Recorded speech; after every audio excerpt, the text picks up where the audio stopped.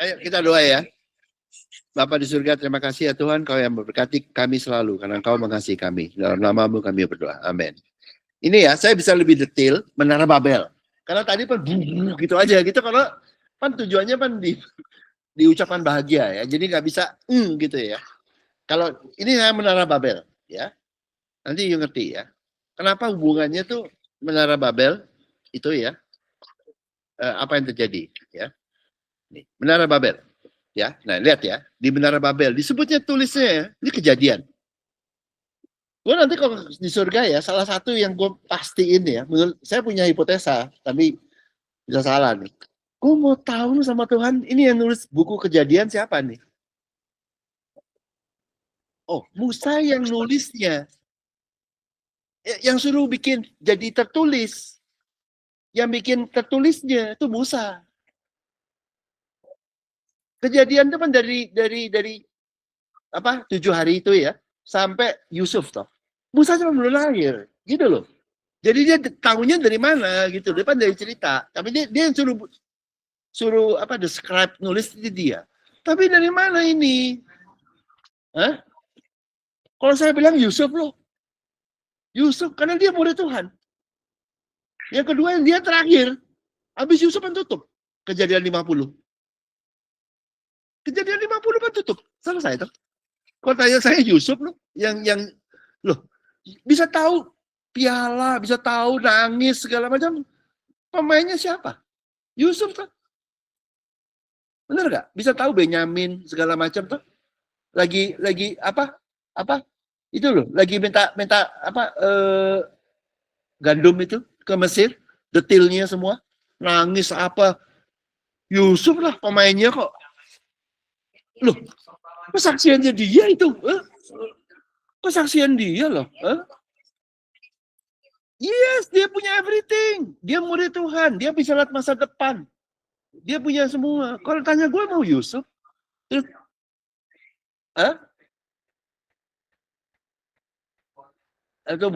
Musanya suruh nulis aja. Kan begitu.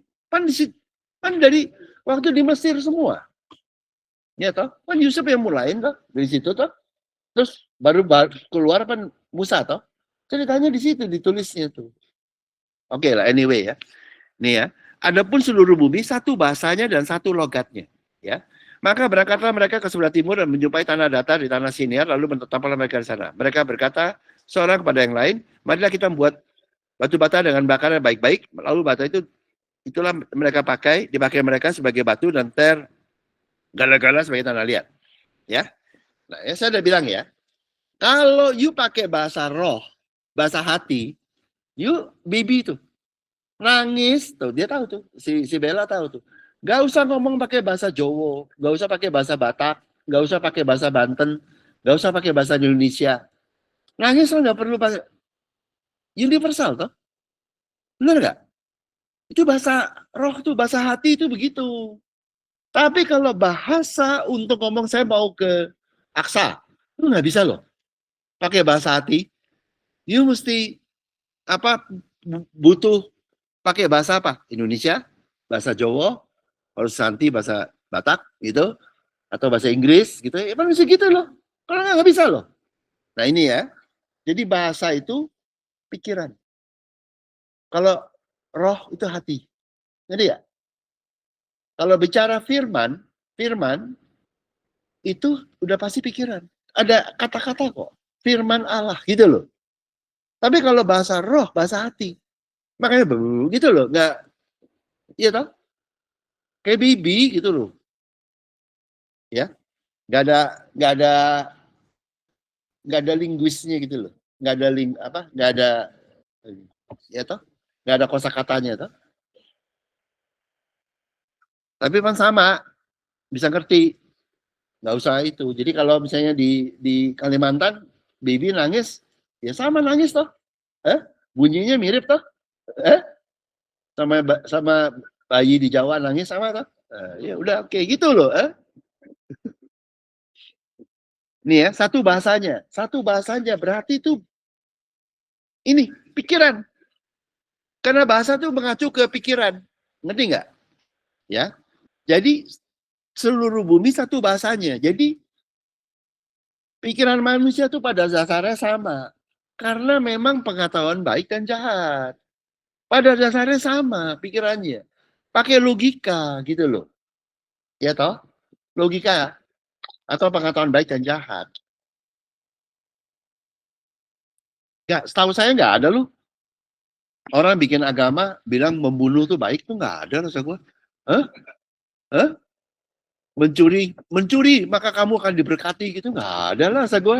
Hah? Lu bikin agama begitu? Hah? Sama, itunya mirip.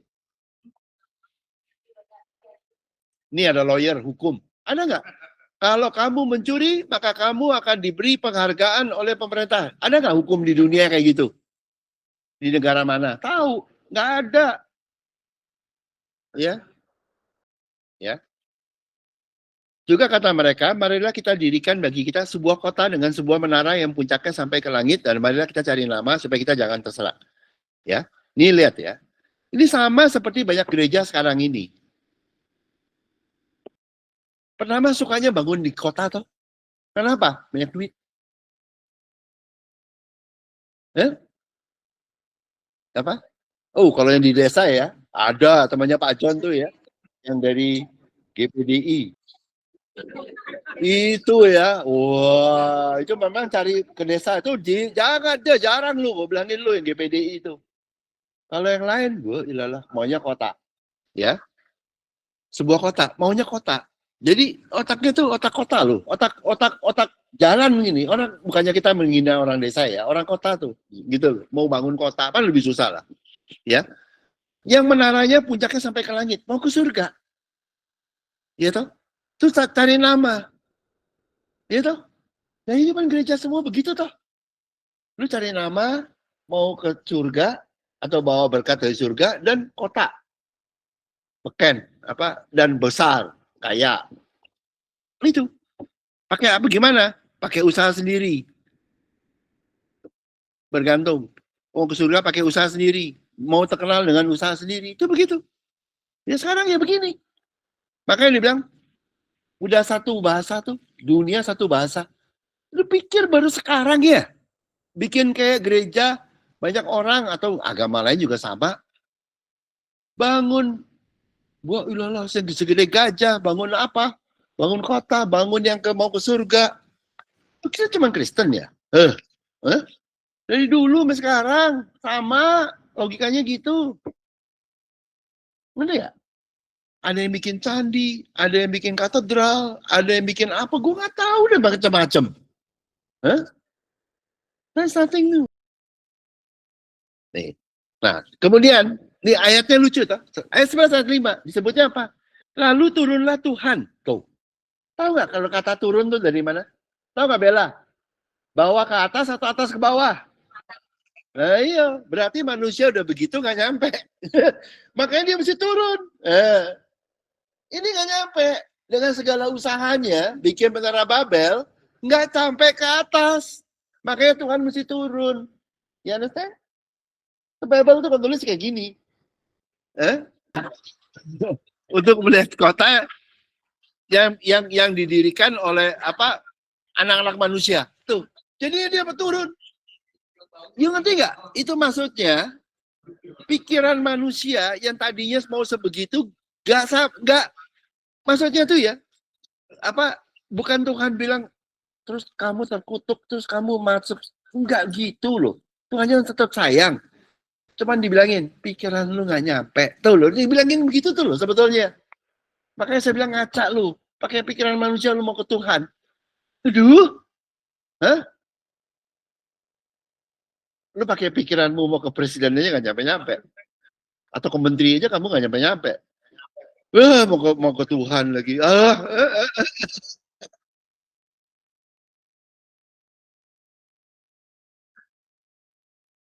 Jadi pikiran manusia itu gagal untuk bawa manusia ke surga. Udah that's it. You mau pakai apa?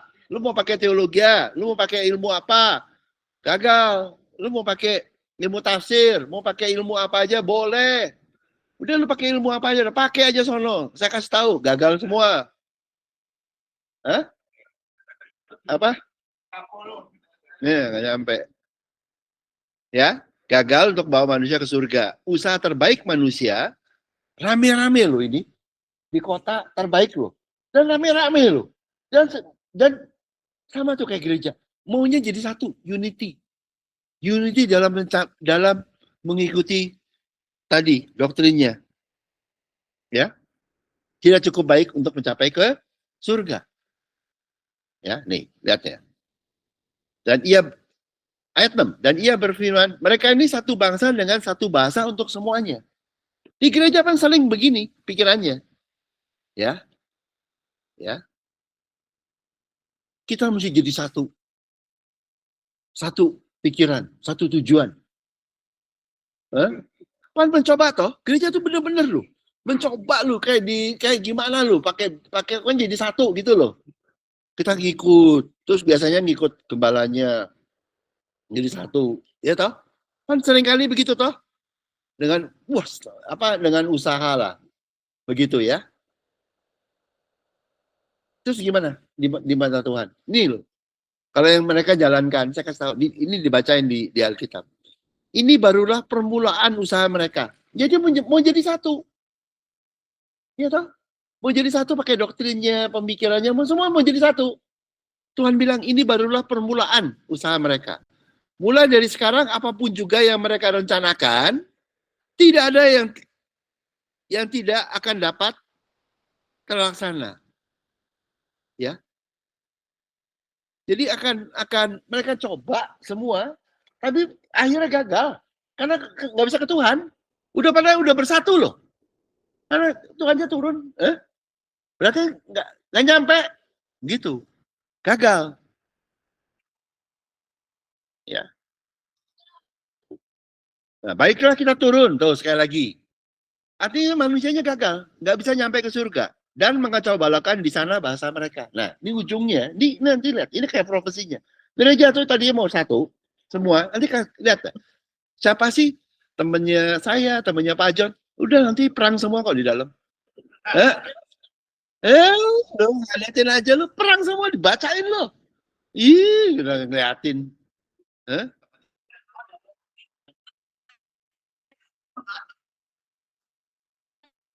Lihat aja, ujungnya berantem. Lu makanya gereja, pusat, itu doktrin, Katolik semua, Kristen semua, lu lihat aja. Maunya jadi satu, pernah jadi satu, pecah semua itu, dibacain tuh. Sehingga mereka tidak mengerti lagi bahasa masing-masing. Demikianlah mereka diserahkan Tuhan dari situ ke seluruh bumi. Dan mereka berhenti mendirikan kota itu. Jadi ujungnya yang tujuannya mau jadi satu, akhirnya berantem, pecah. Menara Babelnya berhenti. Kalau sekarang jadi objek turis. Serius. Kayak di gereja, gue kasih tau lu, dibacain. Jangan bingung. Mau bersatu, terus lama-lama, lama bersatu. Oh bisa ini. Tapi nggak nyampe-nyampe ke Tuhan. Akhirnya bubar, berantem. Ini seneng nih. Tapi Manado salut saya, sulut. Bersatu, dikelilingin dari utara, barat, timur, selatan sama agama lain. Semuanya kiri kanan. Gila tuh satu di tengah. Hebat. Ya. Itulah sebab ayat 9, itulah sebabnya sampai sekarang nama kota itu disebut Babel, karena disitulah dikacaukan balaukan Tuhan bahasa seluruh bumi, dan disitulah mereka diserahkan Tuhan ke seluruh bumi. Tersebar ke seluruh dunia. Sampai sekarang. Gitu loh. Maksudnya itu begitu. Nah, ini juga yang kedua. Tadi kan connecting ya. Jadi, mereka nggak lemah lembut toh. Mereka kan pakai batu bata dibakar gitu untuk bikin mau naik itu semua. Nggak nyampe-nyampe toh. Nggak sampai ke atas loh. Ya toh? Ya. Kayak begitu. Kemudian tersebar. Oke? Tersebar itu kayak apa? Tersebar. Ya ke padang gurun. Makanya lapar dan haus. Itu begitu. Ceritanya begitu. Kan tersebar. Tuh lihat tuh. Diserahkan Tuhan ke seluruh bumi. Makanya tadi itu ya. Berbahagialah yang lemah lembut, karena mereka akan memiliki bumi. Si Babel ini nggak lemah lembut. Dia nggak memiliki bumi, bahkan dia tersebar. Termasuk yang anak domba itu apa yang lembu emas. Sehingga mereka tersebar kayak di padang gurun, lapar dan haus. Fisik dan maupun akan kebenaran. Ngerti ya? Cari terus. Cari terus. Karena mereka akan dipuaskan tuh. Jadi gini loh, dari mau apa Babel jadi terpecah, jadi lapar dan haus. Nah sekarang yang namanya ada gereja tadi Korosma cerita tuh di tempat dekat rumah saya. Lu kalau pendoa kan ada doa syafaat. Cuma di HUG yang nggak ada, ya. Sebetulnya ada loh. Cuma yang doain Tuhan Yesus sama Roh Kudus. Pendoa syafaat saya cuma 2 tuh. Saya nggak peduli yang lain loh. Roma 8, Roma 8 pendoa syafaatnya cuma 2 saya. Tuhan Yesus sama Roh Kudus, udah kelar deh. Ya, tapi ada gereja ya yang seperti itu. Tahu nggak? Doanya itu jam 5 pagi ya. 5 pagi. Setengah 5 harus datang gitu. Tapi kalau you datang sebelum jam 4:15 dimarahin. Dimarahin. Gua bilang mau doa aja udah dimarahin duluan. Gua serius ini benar-benar, coba saya nggak sebut nama, tanya Rosma lah. Udah berdoa syafaat lu, gila lu pagi lu. Terus kayak begitu tuh. Jadinya tuh, makanya mereka kenapa? Pengen kebenaran, lapar dan haus. Dan 4:30 kurang. Mesti jam berapa? Aduh, lapar dan haus. Mau kebenaran, maunya apa? Apa ngoyo terus gitu loh, kasarnya. Gak ada habisnya. Kurang terus. Rasanya dikurang. Belajarin buku. Belajarin. Itu temannya Maria tuh katanya udah PhD, udah dokter aja dikasih tahu. Udah dokter teologi. Rasa gue dia kalau ada S4 mau lu. Aduh jor-joran di situ. Ya. Jadi pada dasarnya bergantung usaha sendiri, mau bersegar dengan usaha sendiri, mau jadi terkenal dengan usaha sendiri, tapi gagal untuk membawa manusia ke surga. Tuhannya sayang loh, makanya Tuhannya turun loh. Karena mereka nggak bisa naik ke atas ya. Nah, Menara Babel bergantung pada pikiran manusia, pada awalnya bersatu di dalam satu doktrin, satu ini. Ya. Akhirnya berantem. Akhirnya bubar. Mau lihat? Nah, lihat aja. Kalau yang gue kan udah umur juga, jadinya udah banyak lihat. Kalau yang lebih muda, iya sih, nanti liatin. Pecah belah semua tuh. Berantem aja. Dan biasanya kalau udah berantem tuh soal apa? Menaranya, Babelnya, duitnya itu loh, sama asetnya itu loh. Berantemnya gara-gara itu. Ya, gara-gara menaranya, jadi gara-gara itunya, asetnya. Ininya, gue kasih tahu loh.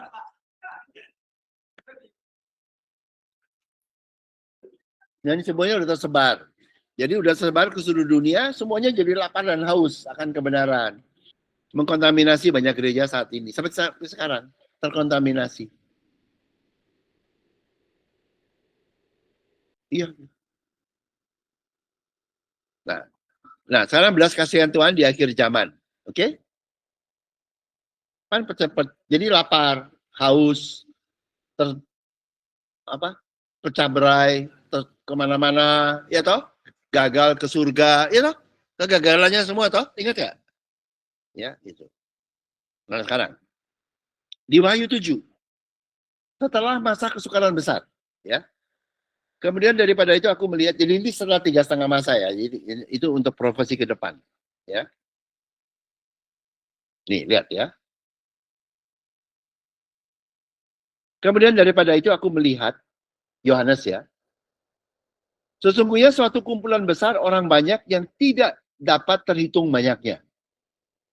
Banyak banget. Ya. Jadi orang yang kehilangan kayak begini, yang di kayak Babel, banyaknya nggak karuan. Dan selamat lagi, sebagian selamat. Dari segala bangsa tuh. Kan tadi tuh. Dari dan suku dan kaum dan bahasa. Tuh, kan bahasanya udah pecah-pecah. Tuh, jadi ini mengacunya kemari. Yang tadinya pecah itu loh. Ini. Berdiri di hadapan takhta dan di hadapan anak domba, memakai jubah putih dan memegang daun-daun palem di tangan mereka. Oke? Jadi pikiran menara Babel membuat manusia tuh gagal, terpecah, dan tersebar ke seluruh dunia. Ya. Di semua gereja loh. Ya. Pikiran Tuhan, Tuhan mau mempersatukan manusia yang pecah tadi. Mau disatuin. Oke? Caranya gimana mempersatukan? Gimana? Pakai apa? Pakai apa? Pakai firman? Enggak. Nah, itu lebih benar. Ya. Lihat ya. Berdiri di hadapan takhta. Yuk, takhta itu apa? Bangkunya Tuhan. Toh. Mersisit. Hatinya Tuhan. Hati Bapa. Tuh, balik gak? Jadi kalau you di Alkitab ya, you baca takhta. Itu artinya mersisit. Belas kasihan Tuhan. Tuh, Tony aja udah ngerti. Ya. Kalau lu, benar saya kasih tahu. Kalau bicara kemuliaan, hatinya Tuhan. Tuhan dimuliakan bukan karena kuasanya, bukan karena statusnya. Karena hatinya. Dimuliakan, ditinggikan karena singgasananya.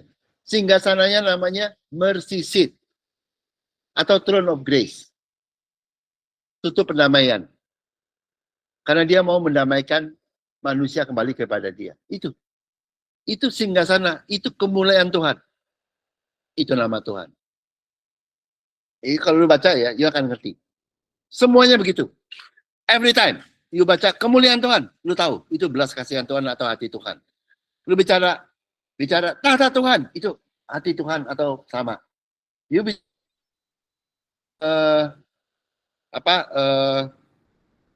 singgasananya itu sama. Semuanya itu. Mengacunya ke belas kasihan hati Tuhan. Itulah kemuliaan Tuhan. Itulah yang meninggikan Tuhan. Itulah takhta Tuhan. You understand? Tuh, lihat ya, balik toh. Di hadapan takhta. Di hadapan hati Tuhan. Hati Bapa. Oke? Dan Bapa adalah di hati Bapa. Bapa sama hati Bapa nempel. Gitu. Ya.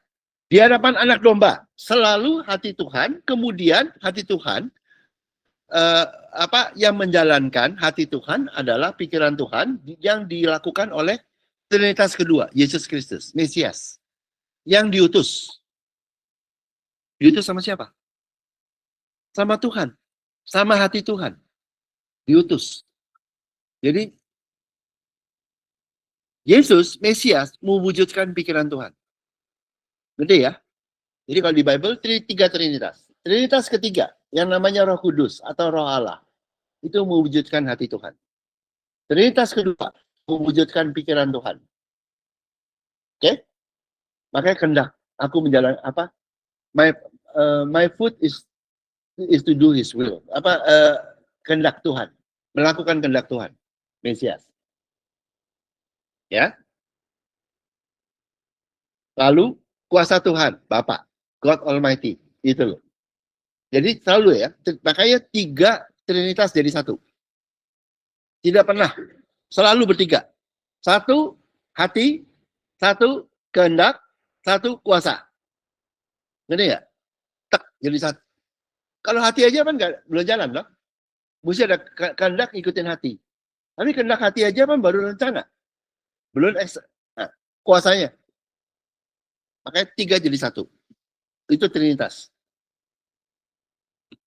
Ya toh? Ya kayak Via. Kalau Via cuma pikiran toh. Ya bukan Via toh. Mesti ada hatinya toh. Ada pikirannya toh. Terus ada badannya toh. Kalau enggak gentayangan gitu toh. Iya benar nggak? Ya Tom. Kalau cuma hati, pikiran lu gentayangan lu tau nggak? Ya, anak domba. Nah, memakai jubah putih. Ya. Ini kalau di Bible ada di Wahyu itu ada yang perempuan sundal. Ya. Babel, perempuan sundal, ya. Itu pakainya jubahnya tuh ungu, terus banyak permata. Ungu, ya. Binatang agamawi ungu, gitu loh. Ungu tuh warna dari merah sama biru, ya. Kalau you baca ungu itu agamawi, ya. Jadi gini, pertama yang benar dulu ya. Murid Kristus atau yang itu putih, tidak ada doktrin dari dirinya. Putih, polos. Kristus waktu memimpin di Wahyu merah, darah. Ya, jadi yang bayar cuma satu darah, bukan darahnya C, bukan darah Hongki, darah Kristus. Dia makanya merah. Iya ngerti nggak? Merah, putih. Agamawi ungu.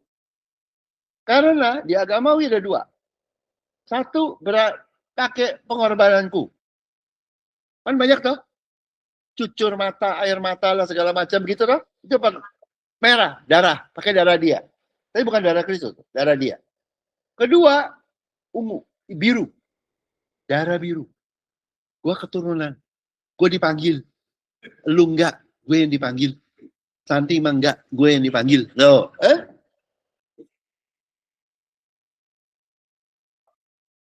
Iya, purple toh. Itu kan kain mahal. Itu ungu. Kayak ungu atau biru. Hah? Ya, Tiatira. Lydia, ya. Lihat aja tuh si kalau dulu permata yang paling mahal zaman dulu lapis lazuli biru, gitu ya. Darah biru, gitu loh. Itu dua aja gabung. Agamawi cuma ada dua. Ya. Kaum yang berasa dipanggil sama kaum yang berasa dia berkorban atau dia pandai. Kalau di Alkitab yang dipanggil berasa dirinya dipanggil itu namanya Farisi atau Saduki. Yang ini namanya ahli Taurat. Tapi berdua ini seringkali menjadi satu. Farisi menjadi ahli Taurat, begitu. Ya. Sama di sini loh. Dua yang ditinggikan oleh hamba-hamba agamawi. Panggilan dia dan keahlian dia dalam hukum.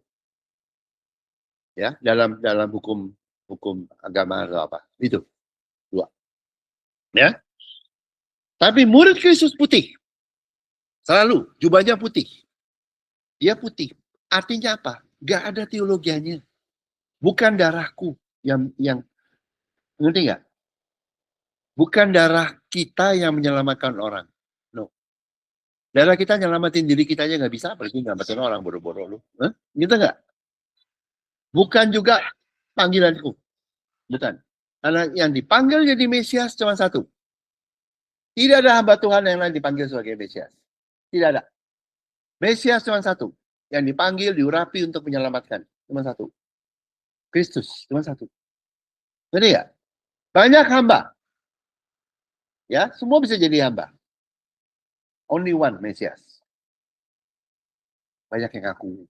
Banyak yang ngaku. Bohong. Satu Mesias. Satu Kristus. There's only one Christ. Ya? Makanya dia putih. Gak ada doktrin. Gak ada meninggikan diri. Gak ada pengorbanan dia.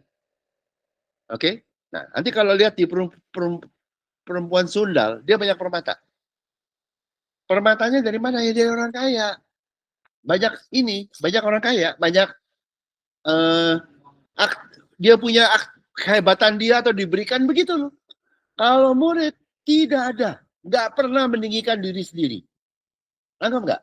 Putih itu tuh kayak Lewi itu. Putih gitu tuh. Gak ada doktrin. Kalau putih kan gak ada warna toh. Bukan merah toh. Bukan biru toh. Ngerti gak? Iya ngerti gak? Tuh kalau Pak John biru tuh. Darah biru dia. Enggak, dia bisa ngerti. Every time, I tell you. Putih. Kalau Kristus, no. Merah. You understand? Then you understand. Jubah. Jubah tuh kayak dia punya honor. Dia punya ini. Status atau honor. Kekudusannya. Kan Tuhan kasih pakaian tuh. Kayak gitu. Bible dalam kayak gini. Dan memegang daun-daun palem. ya, di tangan mereka. Daun palem itu lambang kemenangan. Kalau di Israel pakai palem itu menang. Apa? Kemenangan, palem. Ya, daun palem. Oke? Kalau orang-orang kayak temannya Maria yang gila sama Hebrew, ya, palem adalah festival Sukkot. Hats, tempat orang kayak apa hat gitu ya, tempat gubuk apa bukan, kayak pondok gitu, pondok dia di situ. Itu festival Sukkot. Dia nggak ngerti meaningnya. You understand? Sukkot itu ya, Sukkot dia di situ.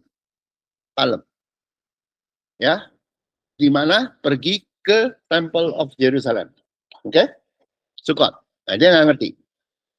Saya nggak terusin di sini ya, karena ini sampai udah cukup sampai sini. Megang daun palem. Sebetulnya itu adalah tadi di dalam hati. Karena kenapa? Ini yang pertama, ya. Orang-orang Babel tadi, tadinya mau bangun kota. Ini ngerti nggak?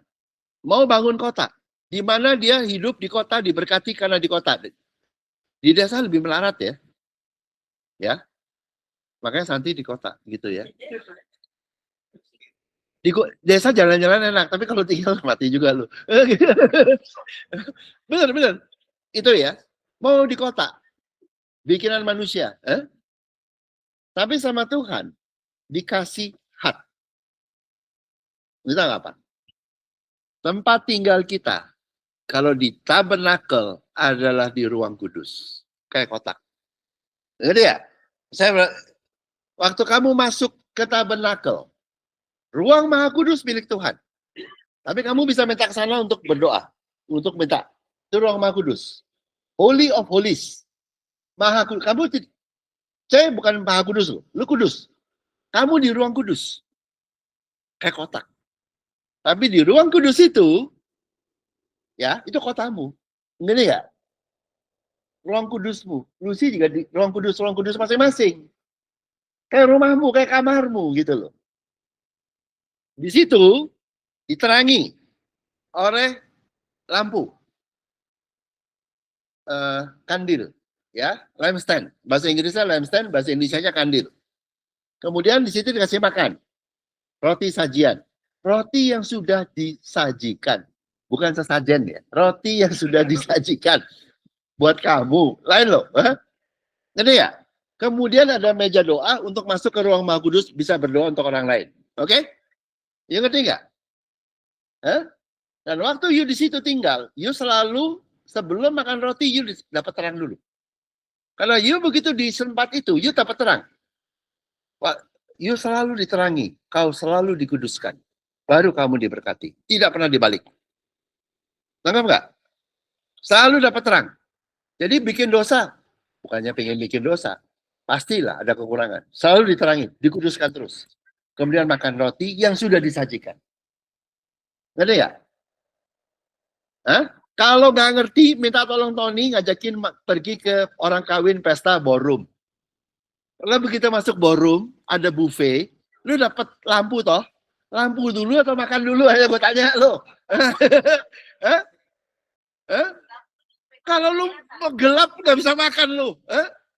Nangkap nggak? Orang kawinan dulu di ballroom itu loh, di pelataran atau di apa tuh? Pan resepsi lampunya terang. Begitu masuk diterangi. Itu yang namanya Sukkot. Saya kasih tahu. Itu yang namanya kemenangan. Berada di tempat ruang kudus, di mana kau selalu diterangi, dikuduskan, kemudian selalu disediain. Kayak Rosma bikin roti itu, roti sajian. Already done, lu nggak usah masak lagi, udah disajikan, tinggal ambil. Itu.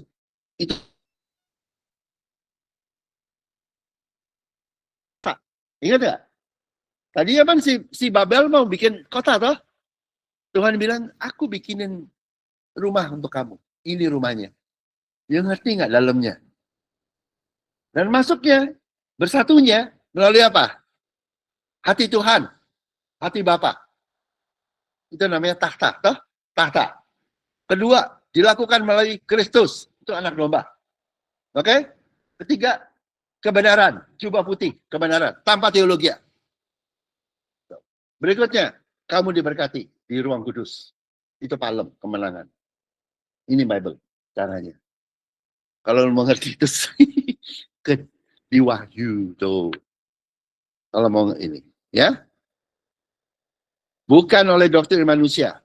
Yang bangun kota, bangun menara Babel, pakai doktrin, pakai pengorbanan, pakai kreativitas diri sendiri. No. Yang ngerti? Pakai takhta, hati Tuhan, pakai Kristus, melalui Kristus. Itulah kebenaran, jubah putih, tanpa teologi. Dan daun-daun palem. Kamu menang. Menang masuk ke kerajaan surga. Atau ruang kudus. Sukot, itu namanya. Oke? Nah. Lalu, ya. Dan suara nyaring mereka berseru, keselamatan bagi Allah kami yang duduk di atas takhta. Tuhan ditinggikan. Siapa yang meninggikan Tuhan? Hati Tuhan, takhta. Dan bagi anak domba. Oke? Dan semua mereka berdiri melihat takhta dan tua-tua mereka tersungkur di hadapan takhta itu dan menyembah Allah. Jadi jalan untuk saudara datangnya bukan melalui usaha manusia seperti menara Babel. Ya. Datangnya mata apa? Dari hati Bapa melalui Kristus atau dari Bapa melalui Kristus. You understand? Never change. Cuman dia mesti baca simbolisme dia tahu. Tidak pernah. Di tiap manapun dia boleh baca di Bible. It will be like this. Sekali you tahu kuncinya yang gampang. Ya, lalu sambil berkata amin. Pujian-pujian dan kemuliaan. Tuh. Kemuliaan. Glory. Siapa yang meninggikan Tuhan? Hati Tuhan yang berbelas kasihan.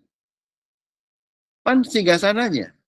Jadi siapa yang meninggikan lo? Bangku lo. Kalau nggak lo gelpak lo jatuh. Betul nggak? Itu belas kasihan Tuhan yang meninggikan Tuhan. Tuhan bilang, saya ditinggikan karena hatiku berbelas kasihan kepada Anita. Bukan karena statusku sebagai Tuhan. Bukan. Hebat ya? Makanya kamu selalu.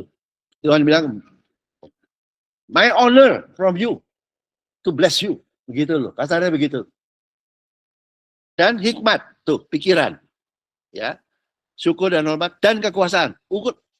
Balik lagi nggak? Hati, pikiran, kuasa. Tuh. Trinitas 3, 2, 1. Lihat ya? Doa Bapa kami. Lihat ya? Sama, baliknya begini semua. Oke? Jadi datangnya dari hati Bapa atau kemuliaan dia. Karena itu yang meninggikan dia. Pikiran, hikmat, kuasa Tuhan. Makanya seperti itu. Ya. Nah, jadi pikiran manusia di Babel membuat manusia terpecah. Ya. Mencoba bersatu dalam doktrin manusia. Sampai sekarang loh, gereja tuh pengennya bersatu tuh. Obsesi dia. Lalu berusaha ke surga. Bikin menara doa, bikin bukit doa, makin tinggi makin bagus. Salah satu real estate paling mahal adalah di Mount Zion. Orang Yahudi. Lu kalau dikubur di Mount Zion, lu pasti orang kaya banget. Kalah San Diego Hill. Bener serius. Mount Zion. Itu isinya kuburan semua tuh, mahal. Karena pengen dapat front view. Kalau Tuhan Yesus datang kedua kali. Serius. Serius, saya nggak bercanda. Mount Zion. Apa buku Zaitun. Gitu. Ya, manusia berusaha ke surga. Ada melalui jeripaya manusia. Nah, pikiran Tuhan dipersatukan. Bukan dalam doktrin manusia. Dalam hati Bapa. Di dalam Kristus. Di dalam kebenaran Tuhan. Jubah putih. Dan di dalam kemenangan. Kamu masuk ke ballroom. Ruang kudus. kerajaan surga. Ya, di mana kau selalu dikuduskan dan selalu diberkati. Seperti hari ke-7. Ya. Manusia berusaha ke surga. No, Tuhan turun. Surga datang dari Bapa melalui Kristus ke kita. Jalan ke surga adalah melalui jerih payah manusia. No. Jalan ke surga adalah melalui belas kasihan hati Tuhan, lalu pikiran Tuhan, dan kuasa Tuhan yang membawa. Simpel lah. Oke. Nah, pelayanan manusia atau pelayanan Tuhan? Kan tadi toh, kan maunya pelayanan yang di Babel. Maunya mau melayani loh. Babelnya taunya mau melayani loh. Banyak di gereja ya, jangan pikir, ya mereka salah ya, tapi jangan pikir, itu naif lah sebetulnya. Ya. Dia mau melayani. Nah, ini lihat. Ya, sampai sekarang nggak mau melayani. Sampai mati juga masih mau melayani. Ya, Wahyu 7 ayat 13. Dan seorang di antara tua-tua itu berkata kepadaku, kepada Yohanes, siapakah mereka yang pakai jubah putih itu dan dari mana mereka datang? Dari mana? Pakai jubah putih. Datang. Maka kataku, Yohanes, kepadanya, Tuanku, Tuhan mengetahuinya. Yohanes nggak tahu loh. Nggak tahu. Siapa itu? Lalu ia berkata kepadaku, mereka ini adalah orang-orang yang keluar dari kesusahan besar. Tuh ya. Dan mereka telah mencuci jubah mereka dan membuatnya putih di dalam darah anak domba. Hah? Ya. Siapa yang bikin putih? Darah anak domba. Bukan teologi ya. Bukan doktrin manusia. Jadi ya. Jadi putih. Karena darah anak domba. Siapa yang ngajarin darahmu yang berkorban? Nah, itu nggak putih loh. Hah? Siapa tuh? Teologi siapa tuh? Temannya Pak John, temannya gua. Itu temannya Tony, enggak lah, dia nggak kenal. Ya. Ngerti ya? Nangkap nggak? Dalam darah anak domba. Waktu you mengerti bahwa you kudus, you diberkati karena Kristus, karena hati Tuhan, itu namanya kebenaran. Jubahmu putih. Nggak ada achievement. Adanya nerima tok. Ngerti nggak? Nggak ada achievement apa? Secara ke Tuhan itu nggak ada gitu. Adanya nerima semua. Oke? Ya, dalam mereka keluar dari kesusahan besar. Artinya mereka kalau keluar, mereka ngalamin nggak? Ngalamin nggak? Selamat nggak? Itu dia. Ini ya. Di gereja banyak yang kena kesusahan besar. Murid enggak, Yohanes nggak ngalamin. Yang ngalamin yang lain. Ini ya. Nih ya. Makanya saya pernah wahyu ya, tapi saya bilang ini wahyu 7 interlude ya. Jadi waktu wahyu, kan di wahyu pertama dibilangin ya. Wahyu 1 ayat 19. Tuliskanlah kepada Yohanes ya. Yesus yang berkata loh. Ya, Yesus berkata ya, tuliskanlah apa yang akan terjadi sesudah ini ya. Dan saat ini sudah terjadi. Tuh. Ngerti ya? Tulisin apa yang akan terjadi, tetapi sudah terjadi. Tuh. Jadi yang nanti sama yang sekarang sama. Cuma yang nanti gede-gedean, yang sekarang gitu. Jadi kalau nanti ada kesukaran besar, sekarang juga ada. Kalau nanti sedunia ya sekarang Ukraina atau mana lah gitu loh. Ngerti nggak? Nothing new under the sun. Oke? Nah, seperti itu. Jadi itu mereka tuh seperti itu, ya. Nah, lalu waktu itu ya terusin ya. Habis itu Wahyu 2, Wahyu 3. Ya, Wahyu 2, Wahyu 3 mengenai gereja. Ya toh? 7 gereja. Tulisin 7 gereja. Nah, baru masuk ke sini. Jadi kita sekarang ini 7 gereja. Ya. Harus tulis nomor 6, Gereja Philadelphia. Paling cili. Yang 1, 2, 3, 5, 7 gede-gede semua loh. Ya. Ya toh? Dari gereja 1, Efesus, ya, semuanya. Ya, apa tuh? Bukan. Smyrna, Pergamus, Tiatira, Sardis, terus yang nomor 7, Laodikia. Ya, yang kita 6. Ini paling kecil. Yang gede tuh Efesus gede loh, 1 blok tuh kalau di sana gitu. Nah itu ya, jadi seperti itu. Nah, Terus kemudian di surga, itu Wahyu seterusnya 3. Itu siapa yang bisa buka buku?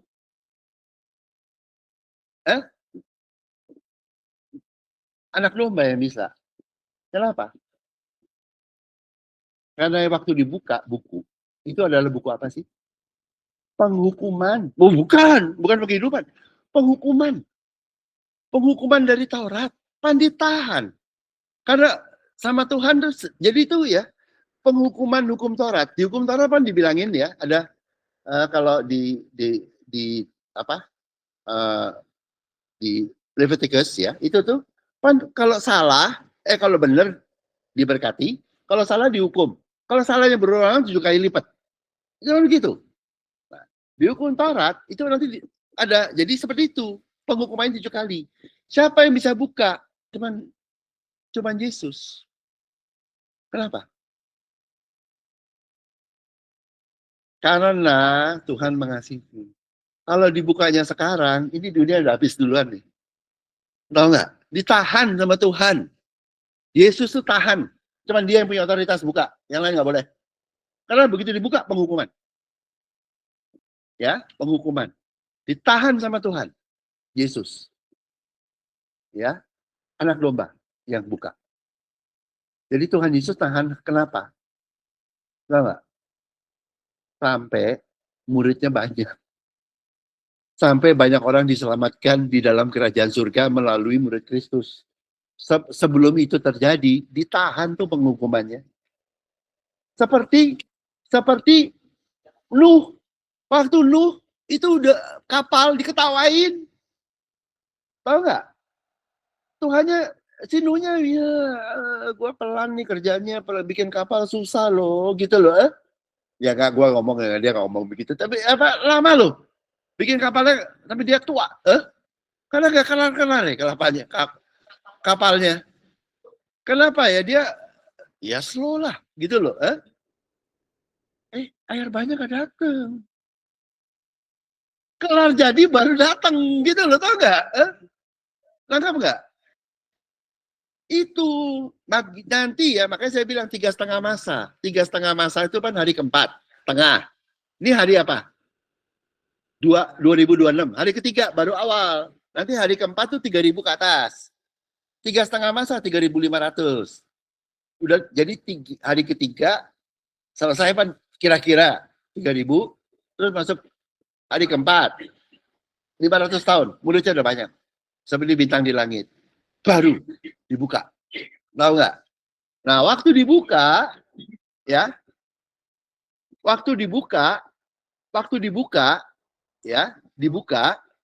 ya,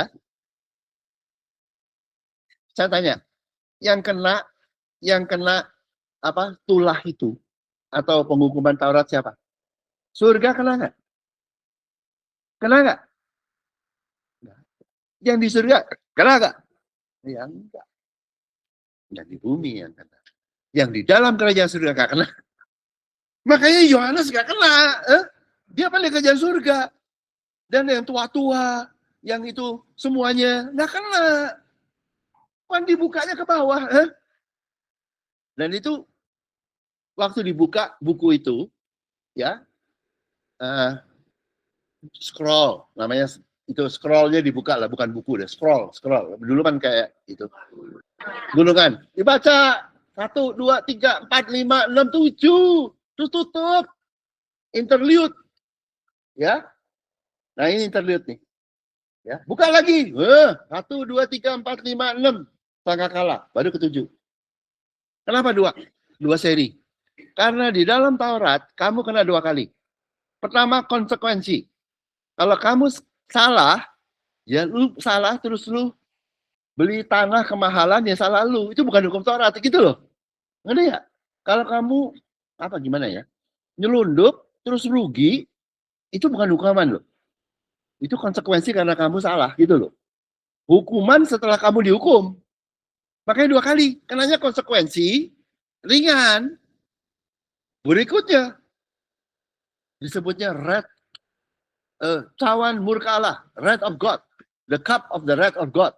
Beda teksnya, hukuman Allah. Itu dibuka, buang. Wah, itu yang gue bilang mati semua itu. Nah itu, nah ini kesukaran besar dia lewat. Jadi itu ya, murid Tuhan tidak kena. Ngerti ya? Nggak kena. Mempelai Tuhan nggak kena. Ya, jadi ngerti ya? Makanya, kalau di dalam 5 Matius 25, mana ada gadis bijaksana, gadis bodoh. Gadis bijaksana menikmati kerajaan surga perjamuan dengan mempelai pria di bumi. Ya toh? Gadis bodoh karena bergantung pada minyaknya pergi, ya. Dia bergantung, dia nggak masuk. Orang pikirannya ya, gadis bodoh, dibilangnya telat. Siapa bilang telat? Dia datang beli minyak dulu, datang mesti ketemu mempelai pria. Siapa bilang telat? Cuman nggak dikasih masuk. Kenapa? Minyak palsu. Orang bisa masuk. Manusia mana bisa sih lu buka kerajaan surga? Kan dibilangin di Wahyu. Kunci Daud, kunci kerajaan surga. Milik siapa yang pegang? Tuhan. Sama murid loh. Murid bisa. Bisa mencicipi. Karena murid. Maka yang kau ikat di bumi akan diikat di bumi. Yang kau ikat di surga akan kau... Itu murid Kristus bisa. Karena punya. Kayak anakmu. Anakmu bisa undang teman-temannya datang ke rumah, gitu loh, gitu, itu, makanya itu. Kemudian yang talenta toh, itu, yang hamba Tuhan toh, 5, 2, 1. Yang 5 dan 2 itu murid Tuhan. Yang 5 itu mempelai, yang 2 itu murid Tuhan. Makanya yang mempelai itu 5, kurang 1 talenta. Karena dia malas ngelayani. Maka dia tambahin 1. Gitu loh. Jadi ambil dari yang 1. Yang 2 lah yang paling sempurna. Nggak perlu ditambah. Yang mempelai ya murid itu 2 talenta dia. Ngerti ya? Yang 5 itu mempelai toh. Mesti tambah 1 untuk melayani. Yang diambil dari yang 1 toh. Yang 1 mau melayani tapi diri sendiri. Itu masuk neraka. Masuk neraka. Yang 1. Ngerti nggak? Yang nangkap ya? Iya toh? Nah, baru kambing domba. Itu yang diadilin. Yang ini di atas nggak diadilin. Nggak kena pengadilan. Dia seperti itu segala nggak kena. Karena dia punya hati Kristus. Dan hati Kristus tahu. Hati Kristus sama dengan hati Bapa. Nggak usah diadilin. Kalau yang kambing domba, ya saya kasih tahu. Kristus tahu nggak mana yang kambing, mana yang domba? Enggak. Enggak tahu. Enggak tahu. Tahu dari mana?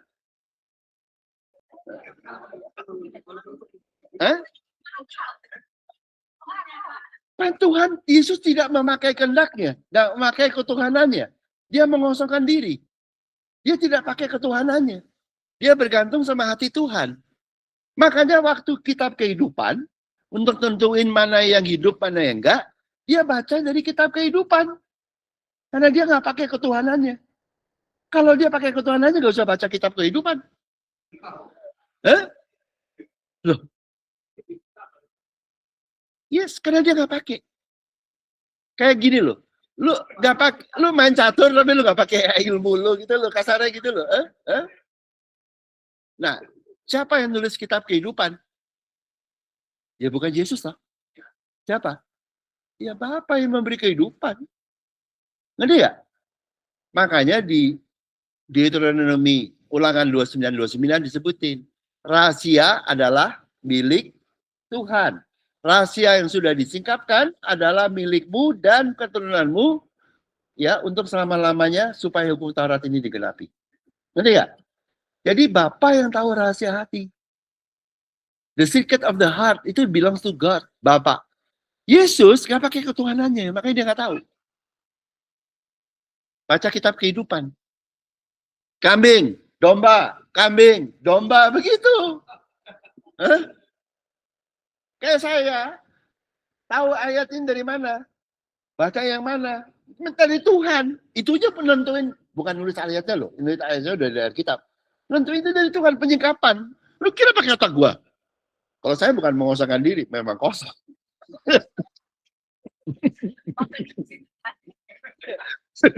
Ngerti nggak? Ngerti nggak? Gitu ya.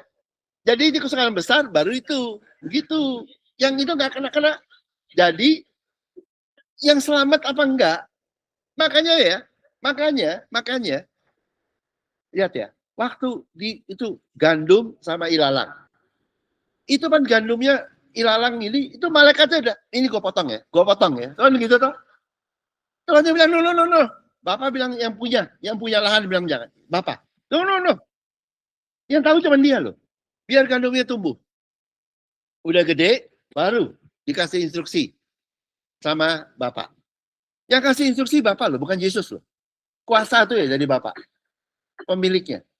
Kirimin 2 malaikat. Sama toh? Yang satu jago sabit, potong kepala, ya toh? Yang satu lagi jago bakar. Loh, kan 2 selalu. Waktu jagain masuk ke Adam dan Hawa, masuk ke pohon kehidupan. Siapa? 2 malaikat. Satu jago api, satu lagi jago pedang. Pedang api dua-duanya. Iya toh? Waktu di Wahyu, bakar buku kan 2 malaikat. Satu jago potong kepala, satu lagi jago bakar. Makanya hati-hati lo ya teologi ya. Hati-hati lo. Saya bilangin aja, terserah gue sih. Bukan kepala gua kok. Ya.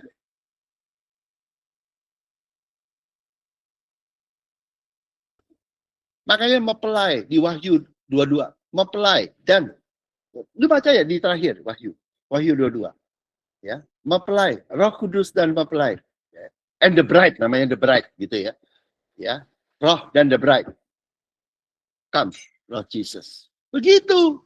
Itu datang kedua kali. Ini dia nggak kena kesukaran besar, nggak kena itu. Nangkap nggak? And murid Kristus, even so, come quickly. Terakhir, murid Kristus toh, yaitu Yohanes murid toh, datanglah segera. Iya toh? Artinya datang segera di mana? Iya dia di sini, menteni, penjamuan, makanya nggak kena. Jadi gini, kenapa murid Kristus sama mempelai nggak kena?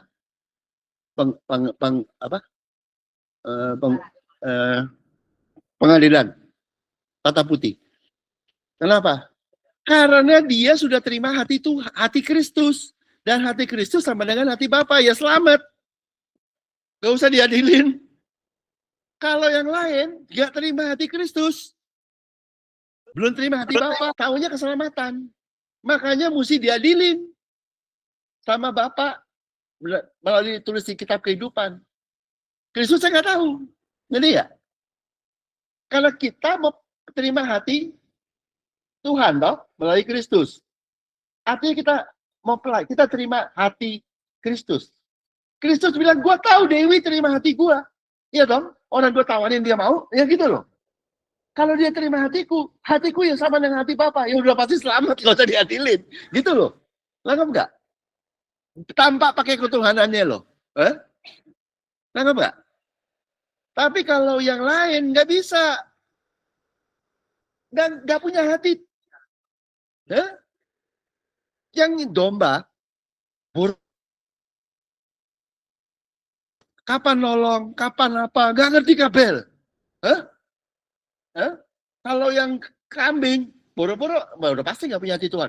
Orang saya semua kok. Hati saya adanya. Ya udah aja nggak punya, itu lain. Makanya itu Bapak yang tahu selamat apa enggak. Oke ya. Nih. Kemudian dia pelayanan toh, kan pengen melayani. Pada itu mereka berdiri di hadapan takhta Allah, di hadapan hati Tuhan, melayani dia siang malam di bait sucinya. Melayani, masih tetap mau melayani Kristus. Kristus nggak nolak tuh. Ya, tapi dan ia yang duduk di atas tahta itu akan membentangkan kemahnya. Tuhan yang terlebih dahulu. Ngerti nggak? Melayani kita sehingga kita dapat melayani orang lain. Kayak pelana. You mau melayani Kristus, you mau mengikuti Kristus, you mau jadi murid Kristus. Boleh-boleh aja, tapi kamu harus bergantung sama hati kuasa Bapa. Nggak, Mbak? Jadi yang si Babel itu dibenerin. Tadi apa dia mau melayani dengan diri sendiri. Nggak bisa. Lu bikin mau ke surga sendiri nggak bisa. Nah, lalu, mereka tidak akan menderita lapar dan dahaga lagi. Kan tercerai-berai di padang gurun. Lapar dan haus. Dan matahari atau panas terik tidak akan menimpa mereka lagi. Hidupnya susah. Kesukaran. Sebab anak domba yang di tangan Allah itu akan menggembalakan mereka dan mereka menuntun mereka dan Allah akan menghapus segala air mata dari mereka. Jadi lapar dan haus datangnya bukan dari Tuhan. Cucur air mata, pelayanan mati-matian kayak gitu ya. Itu bukan dari Tuhan loh. Ngerti nggak? Tuhan yang memberi makan, minum, pimpinan. Baru kamu bisa melayani gitu loh. Bukannya, aduh, saya puasa. Ya kalau mau diet ya puasa lah. Tapi ya, dan Allah akan menghapus segala air mata dari mata mereka. Duka cita datangnya bukan dari Tuhan. Lu kalau di orang-orang yang pelayanan ya, dia jadinya kamu menderita cucur air mata, makin banyak nangis, makin Tuhan berkati. Itu bukan dari doktrin Tuhan, bukan dari Tuhan. Saya kasih tahu. But it's okay lah kalau dulu bebo. Udah lah, apa hidup baru, dulu ya dulu gitu. Ya dulu Tuhan memberi sukacita. Come on, come on. Hah? Nah, enggak? Makanya dihapus. Di surga itu dihapus. Ngerti ya? Ngerti ya? Berani nangis di kerajaan surga, ya bu, nggak boleh masuk ke ruang Maha Kudus. Di ruang kudus mesti boleh lah. Di ruang Maha Kudus nggak bisa. Esther, di ruang kudus saya gue nggak lagu. Mungkin nggak boleh juga. Nggak boleh, nggak boleh. Si Mordekhai itu berkabung. Mordekhai in the book of Esther berkabung. Esther dia bilang, jangan nangis. Sini kasih kepakaian. Masuk ke istanaku. Dia nggak mau. Dia nggak boleh masuk. Karena masuk ke perjamuan anak domba, perkawinan, masuk ke kerajaan surga dengan nangis. Lu kira kayak orang Buddha tuh yang mati ya, pakai berisik-berisik gitu? Hah? Yang apa? Caimai. Lu kira caimai ya? Di perjamuan perkawinan nggak boleh. Ngerti nggak? Nggak boleh berkabung. You understand? Makanya berpuasa segala. Ya, lu kamu selamat. Oke lah. Di luar gitu loh. Udah berhenti, udah habis air matamu, baru masuk. Kalau belum habis di luar. Gue bilangin lu. Nangkap nggak? Coba ada orang nangis-nangis masuk ke pesta kawin. Kalau lu jadi asyarnya lu pasti samperin, Pak, Bu. Ya, ngerti ya? Saya bukannya ini loh. Aduh, bukannya enggak gue ngomong bukannya di dunia gak ada duka cita tuh. Lu jangan pikir lu nangis-nangis lu masuk ke kerja surga ya. Jadi yang bergantung pada manusia akan dicobai dengan kesukaran besar. Kamu pun bergantung pada diri sendiri. Taat sendiri. Dicobain loh. Ngerti ya? Tahu gak? Itu kesukaran besar. Lu tahu di perjanjian lama di mana? Ayub. Ya bergantung tuh. Lu berdoa tuh tiap hari. Rajin toh. Untuk anakmu semua toh. Ya. Si iblisnya begini. Boleh gak gue cobain? Tuhan bilang, monggo. Iya toh. Lu dia bergantung sama diri sendiri. Tuhan yang gimana menyetop. Silahkan. Tapi jangan nyawanya gitu. Benar gak? Makanya gereja-gereja teman yang bergantung pada kekuatan diri sendiri itu lagi minta iblis begini. Gini tau gak? Loh, salah apa? Lu kan bergantung sama dirimu. Kamu bergantung pada ketaatanmu. Kamu bergantung pada ritualmu. Seperti Ayub. Tiap hari lu doa pagi. Doa pagi jam 5, jam 4, gak tahu. Untuk setia lu. And disebutnya righteous lu. Agamawinya benar. Kan begitu toh? Iblisnya datang. Boleh nggak gue cobain? Tuhannya bilang, monggo. Hah? Karena Tuhannya siapa? Kan bukan dia. Hah? Ngerti ya? You understand? Tapi kalau yang bergantung sama Tuhan, seperti orang yang Yahudi di kisah Rasul-Rasul. Ada orang kerasukan setan, dia mau usir. Yang kerasukan setan bilang, Yesus gua kenal, muridnya Paulus gua kenal. Lu siapa? Ya toh? Hah? Dicabi-cabi. Lu jangan takut. Bukan jangan takut. Iblis gak berani ke kita. Kenapa? Dia tahu. Yang punya hati Tuhan, berarti hati Kristus, hati Tuhan. Kristus di depannya. Bapa di depan Kristus. Dia ngadepin ini. Iblisnya bilang, gua gak mau cepat-cepat ke neraka. Gua mesti mau jalan-jalan gitu, lo tau gak?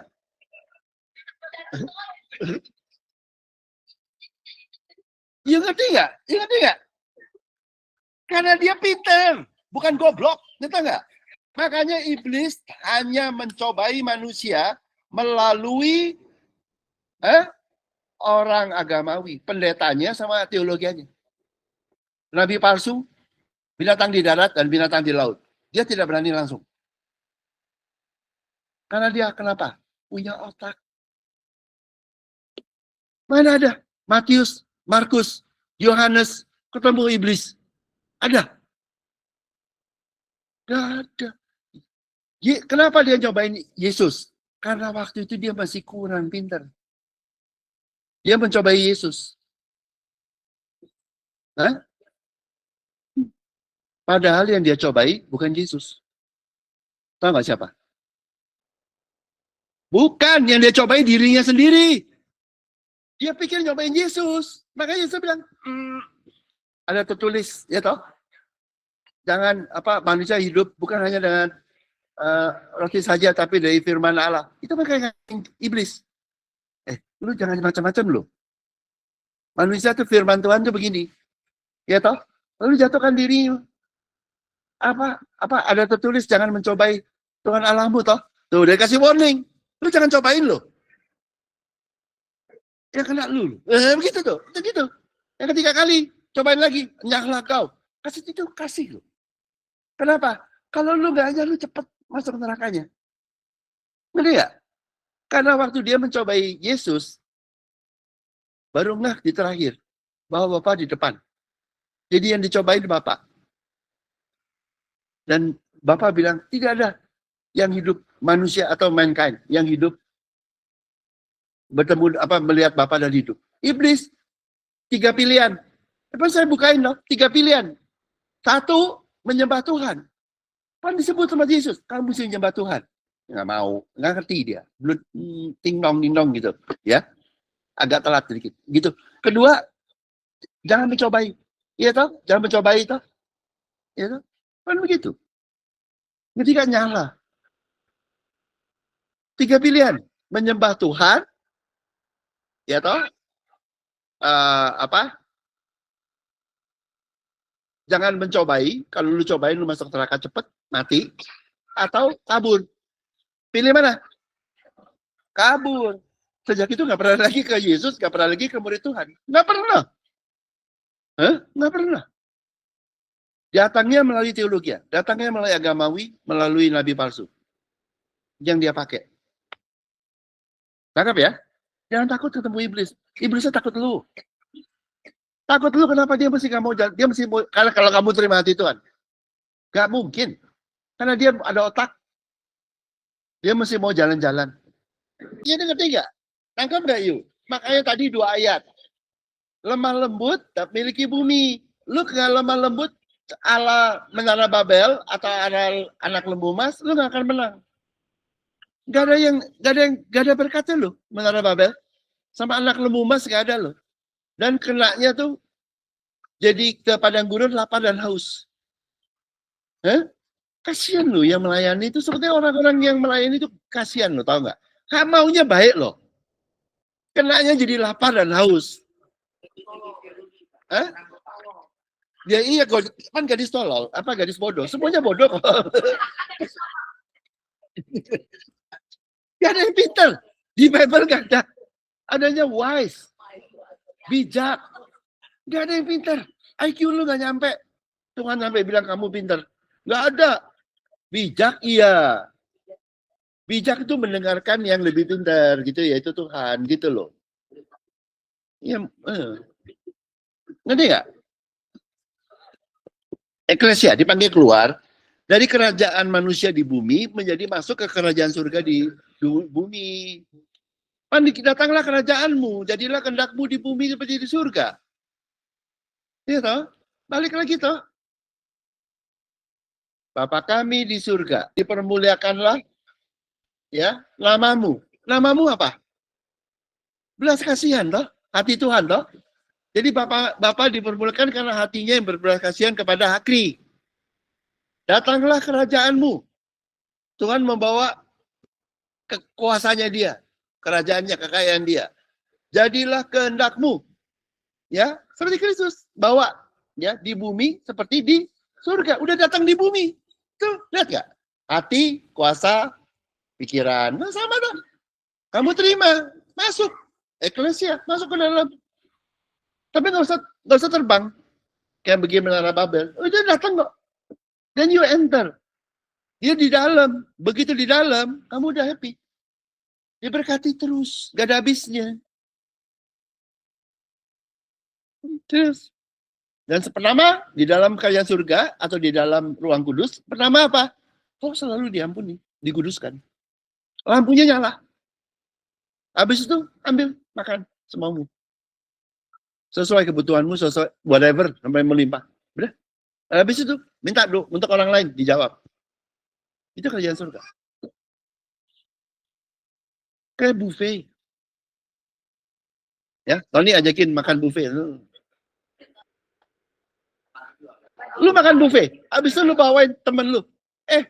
Kamu ada teman, nih cobain yang ini, boleh. Yang punya pesta nggak apa-apa tuh.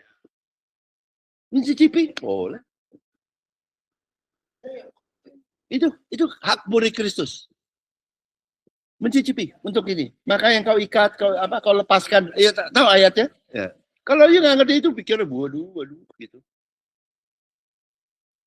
Yang kau lepaskan di surga, ikat ya di bumi. Ya.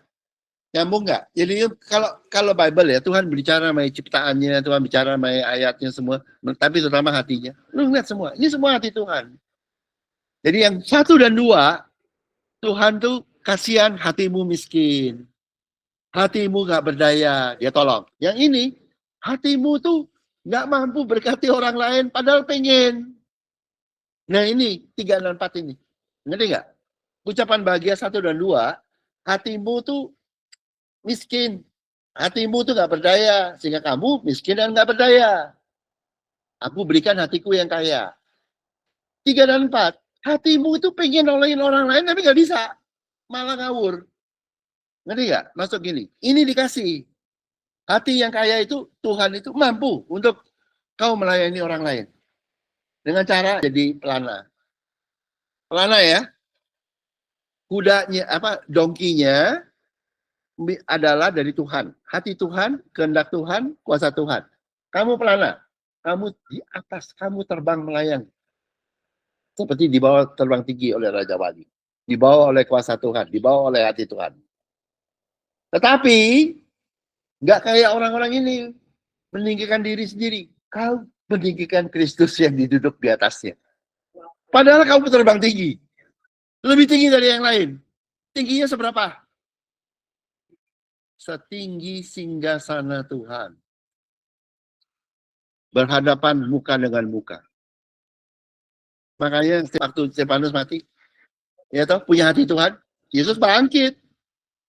Stefanusnya ke singgasana lu. Murid Tuhan. Setinggi hati Tuhan. Hebat ya. Burung Raja Wali terbang tinggi, kubawa terbang tinggi. Itu tahu ya? Ya tahu lagunya? Itu now you know. Oke, yuk lah ya, kita tutup dalam doa. Bapa di surga, terima kasih ya Tuhan karena kebaikan-Mu, belas kasihan-Mu yang tidak pernah berubah pada kami. Kau yang ditinggikan, Kau yang dimuliakan. Di dalam nama-Mu kami berdoa. Amin.